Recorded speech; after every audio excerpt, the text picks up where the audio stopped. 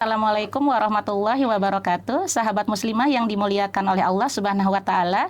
Kembali kita berjumpa dalam rubrik seputar megapolitan, merekam realitas, menjaga identitas. Pada hari ini kita akan membahas sebuah tema yang sangat krusial, yaitu darurat kekerasan seksual menyelamatkan keluarga dan generasi. Dan yang paling mengejutkan adalah profil pelaku, bahwa pelaku ternyata adalah orang yang dekat dengan korban sendiri. Bisa pelakunya itu adalah pacar, mantan pacar, tetangga, ayah, ataupun suami korban. Dan beberapa waktu yang lalu kita juga dihebohkan oleh peristiwa yang sangat menggemparkan, yaitu kembalinya seorang wanita yang sempat hilang selama 3 tahun dan muncul kembali dalam keadaan wajahnya yang rusak, dan dia juga mengalami pelecehan seksual yang luar biasa. Untuk membahas mengenai masalah ini, mari kita sama-sama bahas 30 menit ke depan, dan telah hadir Ustazah Supini. Assalamualaikum Ustazah. Waalaikumsalam warahmatullahi wabarakatuh. Gimana kabarnya Ustazah? Alhamdulillah, insya Allah sehat dan masih tetap semangat. Mudah-mudahan Masya Allah. Purita dan sahabat muslimah dimanapun berada juga senantiasa Allah berikan kesehatan, kebaikan dan keberkahan. Amin ya rabbal alamin. Baik, Ustazah, tadi di awal kita sudah bahas ya bahwa ada beberapa fakta yang sangat memprihatinkan, yaitu mengenai tingginya angka darurat kekerasan seksual yang terjadi di tengah-tengah masyarakat. Dan ternyata pelakunya juga adalah orang-orang yang terdekat dengan korban. Kalau menurut Ustazah, apakah hukum yang ada pada hari ini itu tidak mampu untuk memberikan efek jera atau setidaknya memberikan rasa aman kepada masyarakat? Bisa Ustazah jelaskan bagaimana fakta yang terjadi pada hari ini? Iya, bismillahirrahmanirrahim. Kalau ditanyakan apakah hari ini hukum yang berlaku itu sudah memberikan efek jera atau upayanya adalah efektif, maka sebenarnya itu bisa kita lihat bahwa sesungguhnya nampak ada gitu ya, nampak ada upaya dari pemerintah itu untuk melakukan penguatan landasan hukum. Misalnya pemerintah itu telah mengeluarkan Permendikbud nomor 30 tahun 2021, yaitu tentang pencegahan dan penanganan tindakan kekerasan di lingkungan perguruan tinggi. Peraturan ini diterbitkan adalah dalam rangka untuk mewujudkan kondisi lingkungan kampus yang aman dan nyaman dari berbagai kekerasan seksual berbasis gender. Kemudian pemerintah itu juga telah mengesahkan undang-undang yang dulu itu cukup menimbulkan pro dan kontra, yaitu Undang-Undang TPKS nomor 12 tahun 2022, di mana konon regulasi ini adalah disahkan dalam rangka untuk mencegah berbagai tindak kekerasan, kemudian bagaimana menanganinya, bagaimana melindungi, dan kemudian juga memulihkan korban secara komprehensif dan memastikan bahwa pelaku itu akan mendapatkan sanksi yang setimpal. Maka apakah kemudian ini efektif? Harus kita lihat. Efektif tidaknya itu kan harusnya sesuatu dikatakan efektif kalau kemudian hukum-hukum yang diterbitkan itu akan paling tidak mengurangi kasus.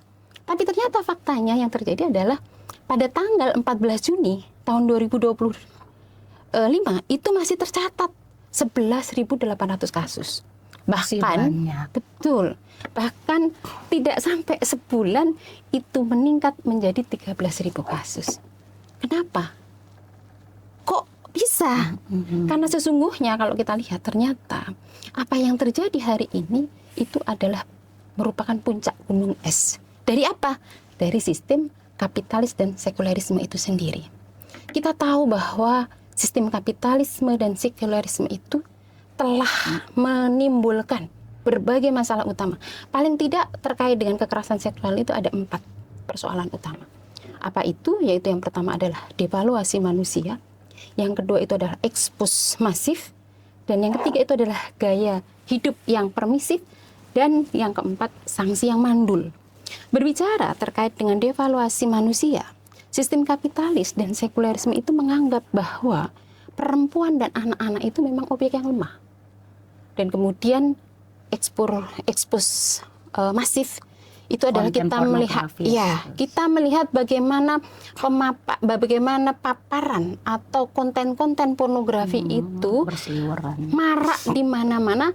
Kalau saya bilang itu seperti jamur yang menempel di berbagai tempat. Baik. Kemudian kalau bicara tentang gaya hidup permisif, kapitalisme dan sekulerisme telah menyuburkan budaya hedonisme yang kemudian itu budaya hedonisme ini sangat-sangat amoral. Dia apa ya? Ya tadi namanya juga hedonisme ya. Ya suka-suka. Pokoknya yang menyenangkan itu yang terlepas tidak dilihat lagi apakah ini boleh atau tidak, halal atau tidak, kan begitu. Dan yang terakhir adalah sanksi yang mandul. Di mana sanksi yang diterapkan di dalam sistem kapitalis dan sekulerisme itu adalah sanksi yang tidak pernah memberikan efek jerah. Jadi akar persoalannya, akar masalahnya itu adalah sistem kapitalisme itu sendiri. Ya tadi di mana dalam sistem kapitalisme dan sekulerisme itu menempatkan perempuan di posisi direduksi. Jadi hanya sebagai pemuas nafsu, bahkan hari ini tidak hanya perempuan ya yang dijadikan pemuas nafsu itu. Di situ ada laki-laki dan ada anak-anak. Itulah kapitalisme. Dan kemudian juga tadi maraknya konten pornografi di mana-mana itu saya katakan seperti jamur, karena hari ini konten pornografi itu bisa di ruang tamu, di ruang makan, di kamar tidur, bahkan di kamar mandi. Kok bisa? Ya itu tadi, kalau kita buka gadget itu ya sudah berseliweran di situ. Dan kemudian parahnya adalah kemudian di dalam sistem kapitalisme dan sekulerisme itu juga mulai berkembang ide-ide yang sangat menyesatkan. Salah satu contohnya apa? My body is my rights. Badanku adalah milikku. Maka ketika kemudian dalam sistem kapitalis itu memberikan hak yang sedemikian rupa kepada badan, maka nggak boleh siapapun ngatur. Mau berzina kek, mau LGBT kek, itu adalah hakku. Akibatnya apa? Maka akibatnya yang muncul adalah runtuhnya moral, dan sanksi-sanksi itu kemudian tidak pernah menyentuh akar masalah. Yang terjadi hanyalah sekedar menambal masalah tanpa menyentuh akarnya tadi, yaitu bagaimana menyelesaikan kejahatan seksual. Mungkin itu Bu Rita. Ya, Masya Allah Ustazah ya. Ini tentu suatu kondisi yang tidak bisa dibiarkan begitu saja. Apalagi hukum ini ternyata tidak berjalan untuk bisa menyelesaikannya. Lalu kalau tadi Ustazah memaparkan beberapa hal yang menjadi akar masalah dan itu adalah merupakan buah dari kapitalisme gitu ya. Nah, tapi kembali kepada kita sebagai seorang muslim gitu ya, dan kita menyadari bahwa Allah telah memberikan tuntunan yang luar biasa untuk kita berupa syariat Islam. Kalau menurut pandangan Ustazah, bagaimana syariat Islam bisa memaparkan mengenai hal ini sehingga bisa memberikan solusi terhadap permasalahan kekerasan seksual itu? Iya, sebenarnya kalau kita pahami bahwa sebenarnya Islam terkait dengan kejahatan seksual ini tidak pernah memandang bahwa kejahatan seksual itu adalah masalah yang parsial. Tapi Islam itu memandang bahwa persoalan ini adalah persoalan yang sistemik. Ketika dia persoalan sistemik, berarti penyelesaiannya juga sistemik. Baik. Berarti harus menyentuh akar persoalannya. Apa yang dilakukan? Paling tidak itu ada 3 langkah strategis yang dilakukan Islam. Di dalam Islam terkait dengan penyelesaian kejahatan seksual ini ada 3 langkah, baik itu terkait dengan preventif, kemudian kontrol sistem, dan sampai kuratif, yaitu bagaimana sanksinya itu menimbulkan efek jerah. Yang pertama, terkait dengan langkah preventif. Di dalam Islam ada upaya yaitu membangun pola sikap, pola pikir dan pola sikap. Di dalam Islam itu ada larangan. Allah itu melarang untuk mendekati perbuatan zina. Mendekati saja dilarang. Apalagi sampai melakukan zina. Wala taqrabuz zina. Innahu kana fahisah wa sa'a sabila. Dan janganlah kamu dekati zina, karena zina itu adalah perbuatan keji dan jalan yang buruk. Dan ternyata Islam tidak hanya sekedar melarang untuk mendekati zina, tapi ada langkah-langkah preventif yang lainnya seperti digambarkan di dalam surat An-Nur ayat 30 dan 31, di mana Allah itu memerintahkan baik kepada laki-laki beriman maupun perempuan beriman itu adalah untuk menjaga pandangan dan kemudian memelihara kemaluan. kullil mu'minina yaghuddu min absarihina wa yahfadzu furujahum. Dan katakanlah kepada laki-laki yang beriman agar mereka menjaga pandangannya dan memelihara kemaluannya. Nah, kemudian kalau tadi laki-laki diminta untuk menjaga pandangan dan memelihara kemaluan, maka bagi perempuan tidak cukup hanya itu. Tapi perempuan dilarang untuk menampakkan perhiasannya kecuali yang biasa nampak, dan juga kemudian diperintahkan untuk menjulurkan kerudungnya itu sampai dada. Wa kulil mu'minati yakhdudna min absarihina wa yahfatna furujahunna wa la yubtina zinatalaha illa ma zahara minha. Dan katakanlah kepada perempuan-perempuan yang beriman agar mereka itu menjaga pandangannya, memelihara kemaluannya, dan jangan menampakkan perhiasannya kecuali yang biasa nampak. Dan kemudian juga hendaklah mereka itu menutupkan kain kerudungnya di dadanya. Dan kemudian juga tidak boleh menampakkan auratnya tadi ya, kecuali kepada siapa? Ada 12 golongan yang perempuan, yang seseorang perempuan itu boleh menampakkan perhiasan, tempat-tempat perhiasannya. Siapa itu? Yaitu ayah mereka, suami mereka, mertua laki-laki mereka, anak laki-laki mereka, anak laki-laki suami mereka, keponakan laki-laki dari saudara laki-laki, keponakan laki-laki dari saudara perempuan, saudara laki-laki, kemudian perempuan muslimah, hamba sahaya, pelayan laki-laki yang tua yang kemudian itu sudah tidak ada hasrat kepada perempuan, dan anak-anak kecil yang memang mereka belum paham aurat.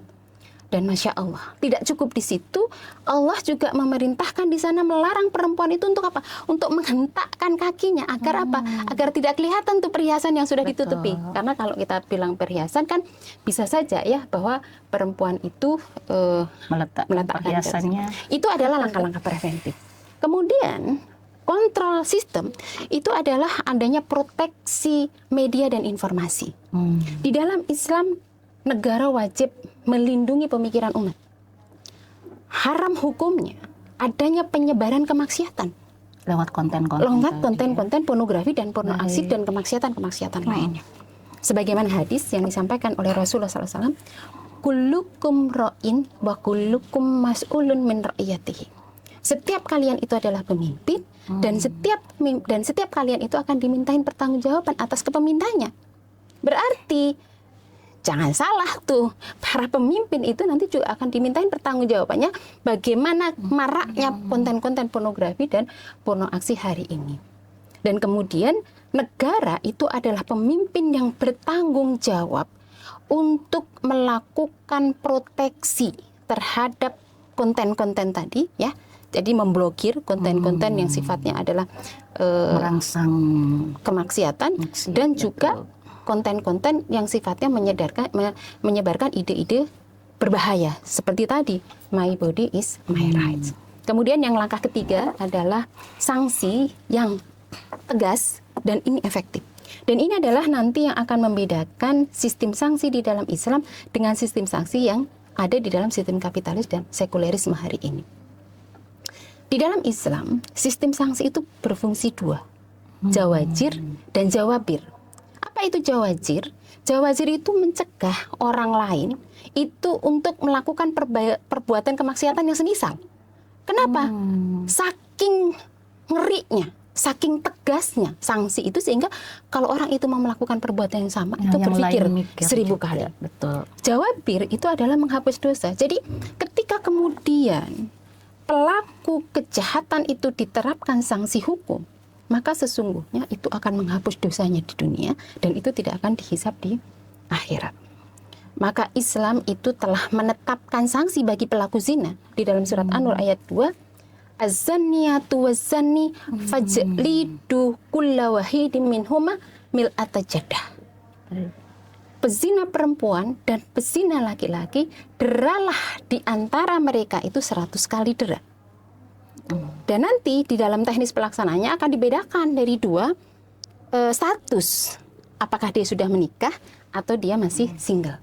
Bagi yang belum menikah maka hukumannya adalah dicambuk 100 kali dan diasingkan 1 tahun. Tapi bagi yang pernah menikah, yang sudah menikah, tidak cukup hanya dicambuk 100 kali, tapi juga nanti dirajam. Sebagaimana hadis Rasulullah, khudu'ani, ambillah dariku. Apa yang diambil dari Rasulullah itu adalah qad ja'alallahu lahunna sabilil kubri sabilal bikru bil bikri jaldahu mi'ati wa nafyu sana wa sayyibu bisayibi jaldahu mi'ati wa rajmu. Jadi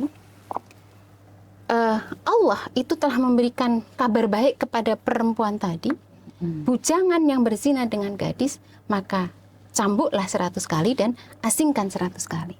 Kemudian pezina yang sudah menikah berzina dengan pezina yang sudah menikah, maka cambuklah 100 kali dan kemudian rajamlah. Dan Masya Allah ya, ketika merajam itu nanti teknisnya itu kan pelaku kejahatan itu nanti akan dibenamkan di dalam tanah, dikubur sampai leher. Masya Allah. Kemudian nanti dilempari dengan Batu. kerikil batu gitu ya, yang menyakitkan dan yang Disaksikan kalayak. Masya Allah. Nah, proses yang seperti inilah yang tadi akan menimbulkan efek jerah. Betul. Jadi itulah, jadi di dalam Islam, Masya Allah, ketika Allah menetapkan hukum-hukum yang tegas sedemikian rupa itu bukan berarti kemudian ini adalah bentuk kezaliman terhadap manusia, tidak. Tapi justru ini adalah upaya Allah untuk menjaga kehormatan manusia. Baik. Makanya apa? Ya tadi, sanksi yang diberikan itu insya Allah akan memberikan efek jerah. Ya kepikiran aja ya kalau orang itu mau berzina, kalau kemudian pokoknya kalau dia nikah tuh mati aja. Itu mungkin. Iya, ya. Itu Bu Irta. Dan keluarganya juga dipermalukan jadinya seperti itu. Betul. Baik Ustazah, jadi kalau tadi Ustazah menjelaskan bagaimana Islam bisa memberikan jawaban yang tuntas ya, mulai dari bagaimana Islam mengatur pencegahan agar tidak terjadi kekerasan seksual di masyarakat lewat pembinaan pola pikir, pola sikap di masyarakat. Kemudian bagaimana juga ada pembatasan terhadap konten-konten pornografi maupun konten-konten yang merusak masyarakat, begitu ya. Dan kemudian yang terakhir ini yang tentu juga yang paling luar biasa itu adalah adanya sanksi. Sanksi yang menjadikan pelakunya itu seperti tadi berpikir 2 kali untuk melakukan tindakan-tindakan kejahatan ya, kejahatan di dalam masalah seksual. Nah, tentu kita akhirnya melihat ya bahwa Islam ini bukan hanya sebuah imbauan moral, berarti ya untuk setiap orang itu jangan sampai berbuat zolim atau berbuat jahat atau berbuat kriminal. Tapi ternyata Islam ini adalah sebuah sistem yang lengkap, dan karena Allah yang menurunkannya untuk kita, maka tentu kita berpikir kenapa kemudian sistem ini tidak kita ambil dalam kehidupan, begitu ya. Apalagi kemudian sistem ini juga akan menjadikan pelakunya itu jera dan kemudian hilang segala kemaksiatan yang ada di masyarakat, Ustazah. Iya betul sekali Bu Rita. Jadi sebenarnya kalau kita lihat hari ini, satu-satunya sistem di dunia yang bisa menyelesaikan segala persoalan apapun ya, tidak hanya kekerasan seksual sebenarnya, itu secara tuntas sampai kepada akar masalah itu ya hanya Islam. Kenapa? Karena memang Islam adalah sistem kehidupan yang mengatur segalanya itu dari hulu sampai ke hilir, dari A sampai to Z, begitu ya. Bagaimana cara berpakaian, bagaimana cara berperilaku, dan bagaimana cara menerapkan hukum-hukum yang adil itu diatur secara sempurna di dalam Islam. Nah, kita sampai nih kepada fakta yang yang di masyarakat tentu menjadi sebuah challenge atau tantangan. Di satu pihak kita tahu ada hal yang ingin kita tuntaskan, ada hal yang ingin kita selesaikan ya. Dan kita juga ingin beralih dari sistem yang buruk yang melegalkan banyak tindak kejahatan kepada manusia. Tapi di lain pihak kita ingin merealisasikan Islam. Namun Islam juga kan mengalami penentangan di masyarakat. Lalu bagaimana kemudian kita bisa memberikan gambaran kepada masyarakat untuk mengimplementasikan Islam? sebagai sebuah sistem yang lengkap tadi dari A sampai Z tadi gitu ya, ke tengah-tengah masyarakat yang saat ini hidup dalam kubangan kapitalisme sekuler yang dimana di sana jelas tidak ada Islam ya mengatur kehidupan kita. Itu bagaimana Ustaz? Iya, Masya Allah, ini pertanyaan yang sangat krusial ya.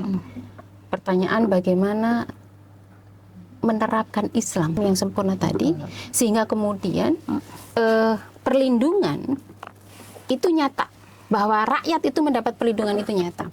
Untuk menerapkan Islam yang sempurna itu maka memang mau tidak mau itu paling tidak ada 3 pilar yang harus ada di tengah-tengah kita. Yang pertama itu adalah ketakwaan individu, kemudian yang kedua adalah ketakwaan masyarakat dan kontrol sosial, dan yang ketiga itu adalah ketakwaan negara. Berbicara masalah ketakwaan individu, maka di dalam Islam, setiap individu itu harus memiliki kesadaran yang tinggi bahwa seluruh perbuatannya, seluruh amal-amalnya itu akan dihisap oleh Allah, akan dimintai pertanggungjawaban oleh Allah. Dengan kesadaran yang tinggi inilah maka akan terbentuk akidah yang kokoh. Dan dengan akidah yang kokoh ini maka kemudian akan mendorong seseorang itu untuk melaksanakan seluruh perintah Allah dan menjauhi seluruh larangan Allah. Termasuk dalam hal ini adalah bagaimana menjaga kehormatan perempuan, menjaga kehormatan anak-anak dan keluarga. Itu dari sisi ketakwaan individu. Pilar pertama. Pilar pertama. Kemudian yang kedua adalah ketakwaan masyarakat dan kontrol sosial. Di dalam Islam masyarakat itu nggak boleh abai dan individualis, nggak boleh cuek. Nggak boleh cuek. Jadi harus ada aktivitas yang di sana itu saling menjaga, saling menasihati dalam kebenaran.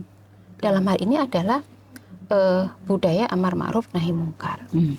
Jadi masyarakat yang takwa itu adalah masyarakat yang tidak egois, tapi masyarakat yang saling menjaga, masyarakat yang saling memberikan nasihat dalam kebenaran, dan kemudian masyarakat di dalamnya itu bersama-sama mencegah adanya kerusakan, agar kerusakan itu tidak menyebar kepada yang lain, sehingga tidak menjadi kerusakan yang melebar kemana-mana.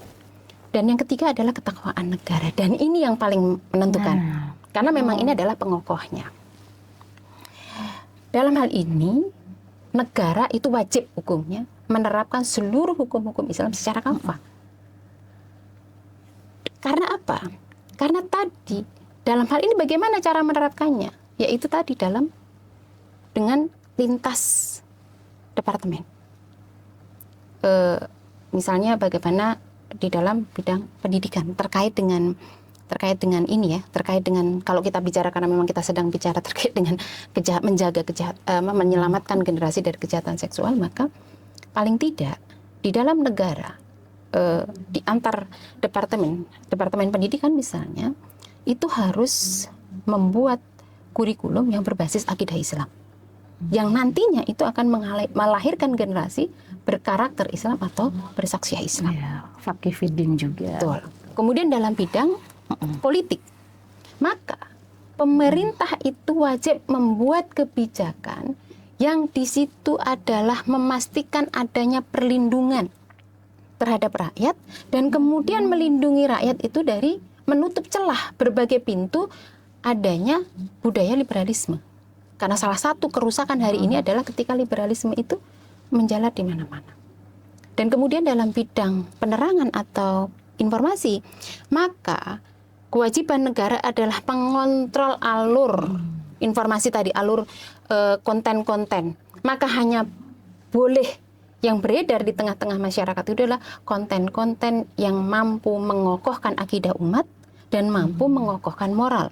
Maka konten-konten yang berbau pornografi, porno aksi, penyebaran ide-ide kemaksiatan itu harus diblokir. Di dalam bidang hukum, maka negara itu harus menerapkan sanksi tanpa pandang bulu. Sehingga keadilan yang hakiki itu tercapai.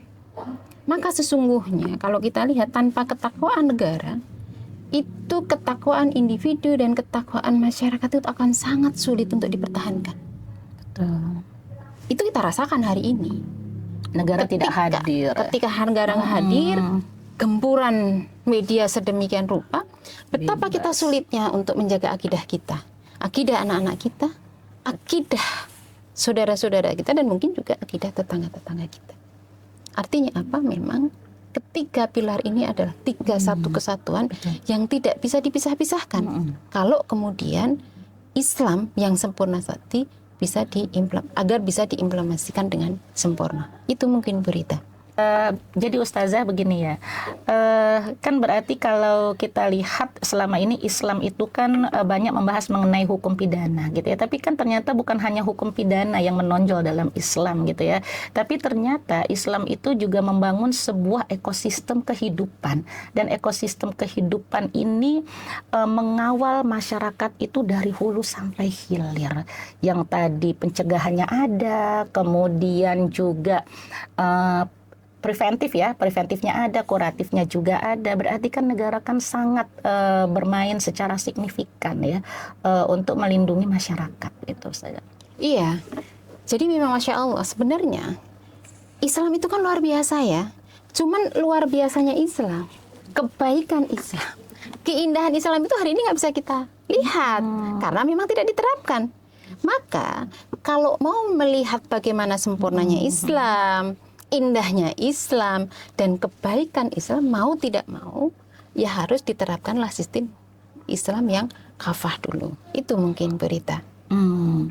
Nah, berarti kita bisa masuk kepada suatu kesimpulan ya, bahwa tadi Ustazah sudah menjelaskan bahwasannya maraknya tindakan kekerasan seksual itu diakibatkan dari buah kapitalisme gitu ya, dan kemudian pemerintah juga sudah banyak menerapkan atau mengeluarkan aturan, namun ternyata aturan ini juga tidak berjalan diakibatkan pemerintah juga tidak mencari akar masalah yang sesungguhnya seperti itu ya. Dan terus tadi Ustazah juga menjelaskan bahwa kalau kita meyakini Islam sebagai agama yang memberikan tuntunan dan syariatnya itu mampu mencegah berbagai kejahatan yang ada pada hari ini, dan itu membutuhkan tegaknya 3 pilar sekaligus ya. Tadi ketakwaan individu, kemudian juga kontrol sosial masyarakat, dan berfungsinya negara dalam mengatur segala sesuatunya. Nah, lalu bagaimana kemudian kita bisa merealisasikan 3 pilar ini dalam kehidupan? Kemudian yang ingin saya pertegas kembali adalah peran kita supaya 3 pilar ini ada, Ustazah. Begitu.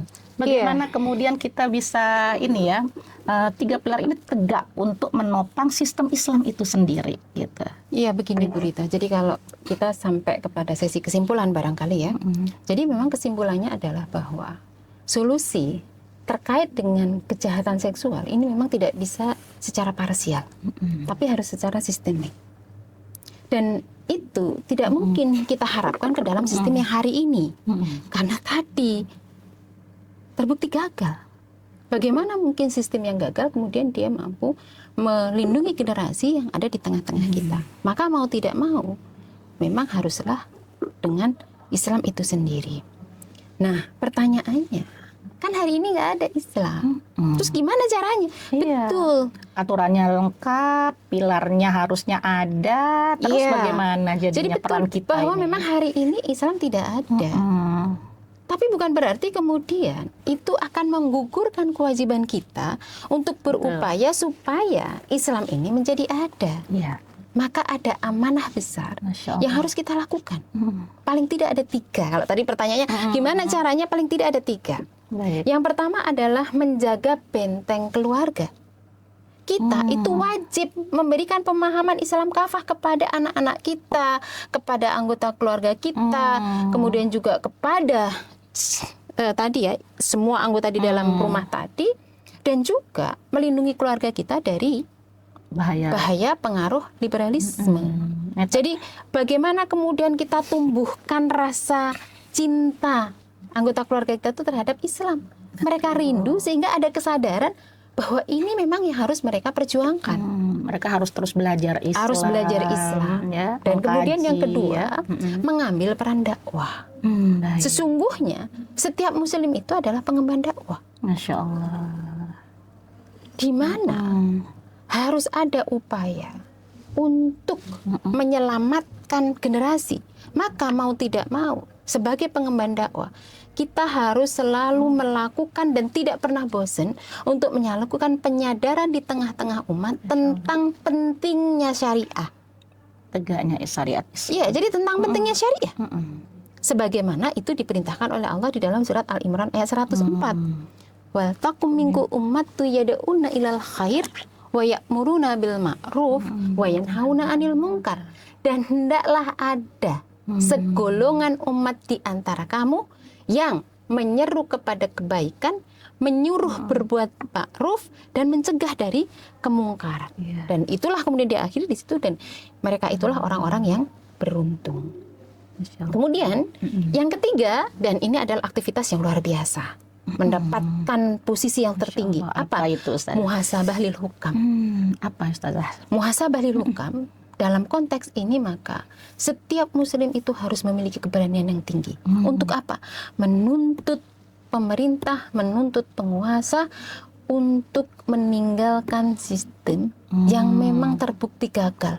Sistem yang justru membawa banyak kerusakan. Kemudian beralih kepada sistem yang sempurna, yaitu apa? Islam.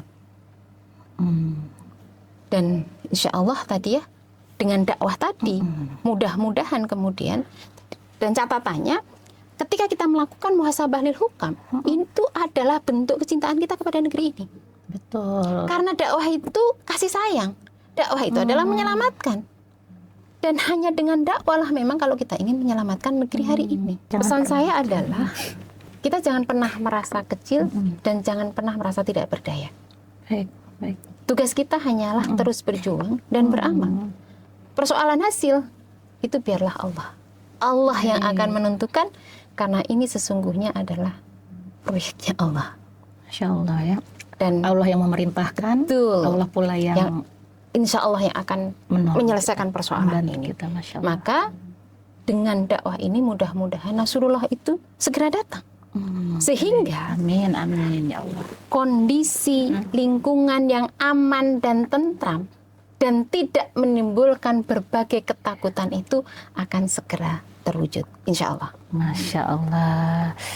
Baik sahabat muslimah, tadi kita sudah dengarkan penjelasan yang luar biasa dari Ustazah ya, bagaimana Islam bisa menyelesaikan masalah mengenai kekerasan seksual dengan suatu analisa yang sangat mendalam ya, bahwa kita memang harus kembali kepada Islam, mengambil Islam dan kemudian memiliki peran penting dalam menyampaikan Islam ke tengah-tengah masyarakat. Demikian ya Ustazah ya. Insya Allah. Baik, Masya Allah.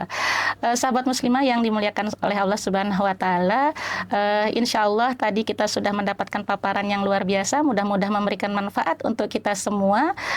Akhirul kalam, sahabat muslimah, telah kita tuntaskan diskusi kita yang luar biasa pada hari ini. Semoga kita mendapatkan ilmu yang bermanfaat dan banyak bekal untuk kita melihat persoalan-persoalan yang ada di sekitar kita dengan kacamata Islam. Demikian rubrik seputar Megapolitan, merekam realitas, menjaga identitas. Saya Rita mohon undur diri dan mohon maaf jika ada kesalahan dari kami. Wabillahi taufik wal hidayah. Wassalamualaikum warahmatullahi wabarakatuh.